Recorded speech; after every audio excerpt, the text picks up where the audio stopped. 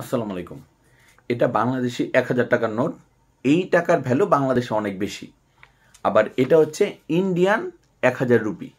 এই টাকাটা ইন্ডিয়া আবার অনেক দামি একটা জিনিস। হ্যাঁ, এখন এই বাংলাদেশি টাকাটার যদি মনে হয় যে আমি নিজে নিজে বাংলাদেশি ১,০০০ টাকা, কিন্তু আমি নিজেকে ভাবি ইন্ডিয়ান ১,০০০ রুপি, এখন ও তার পুরোপুরি চেঞ্জ করতে পারবে না। ও যদি চেঞ্জ না করে এরকম একটা শেপে নিজেকে নিয়ে আসে যে অর্ধেক বাংলাদেশি অর্ধেক ইন্ডিয়ান রুপি, তাহলে এই টাকাটার দাম কি আপনি বাংলাদেশে পাবেন না ইন্ডিয়ায় পাবেন? আসলে কোথাও পাবেন না, তাই তো?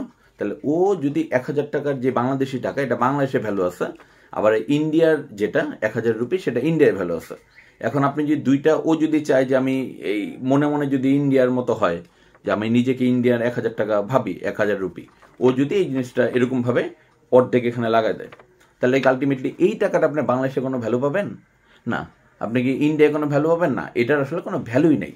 যেই ভ্যালুটা আলাদা আলাদা ইন্ডিভিজুয়ালি, এটার ১,০০০ টাকা বাংলাদেশে ভ্যালু ছিল, এটা ইন্ডিয়ায় ভ্যালু ছিল, আপনি এই কাজটা করার ফলে কি মানে কোথাও ভ্যালু আপনি পাইলেন না, তাই তো? এখন আপনি দেখেন যে কাহিনীটা হলো কি, এই টাকাটা বাংলাদেশি টাকা, আপনি মনে হয় যে এই জিনিসটা একটু ছিঁড়ে গেল, হ্যাঁ ছিঁড়ে গেল, তাও আপনি যদি ব্যাংকে ট্যাঙ্কে যান, যেই জায়গার জিনিসটা ব্যাংকে ট্যাঙ্কে যান, তাও আপনি কি এখান থেকে একটু সুবিধা পাবেন, বা বাংলাদেশ ব্যাংক আপনাকে এক্সচেঞ্জ করে দিবে এই সেইগুলা।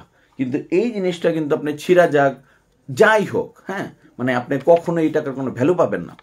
এটা হচ্ছে আমাদের যে শরীফা নিয়ে যে কাহিনীটা হয়েছে, সেটা হচ্ছে নিজে যদি শরীফ হয়, ও যদি নিজেকে শরীফা ভাবে এইভাবে বানায়, তাহলে কিন্তু তার ভ্যালুটা কমে গেল। সে কী হবে, এই জিনিসটা হচ্ছে না বাংলাদেশে ভ্যালু না ইন্ডিয়ায় ভ্যালু, এটা হচ্ছে আপনার না সে মোটামুটি শরীফ না শরীফা, দুইটা একসাথে হয়ে গেছে, যার ফলে আলটিমেটলি ওর কি, ওর ভ্যালুটা কমে গেল, ওর ভ্যালু নাই, ও হচ্ছে মানে ট্রলের শিকার। এই জিনিসটা যদি আপনি করেন, আপনি কি করবেন, বাংলাদেশে দেখবেন সবাই ছবি তুলে তুলে এটা ট্রল করবে।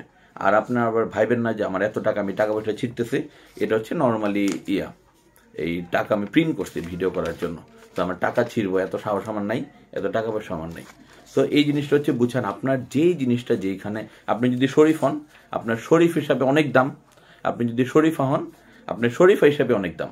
তো আপনি যদি শরীফ হয়ে নিজেকে শরীফা বানানোর চেষ্টা করেন, আপনি নিজেই দেখলেন আপনার কোনো ভ্যালু নাই, মানুষ আপনাকে নিয়ে হাসাহাসি করবে এবং এটার কোনো অর্থ নাই, ভ্যালু নাই, কিচ্ছু নাই।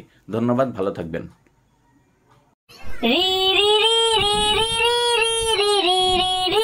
রা রা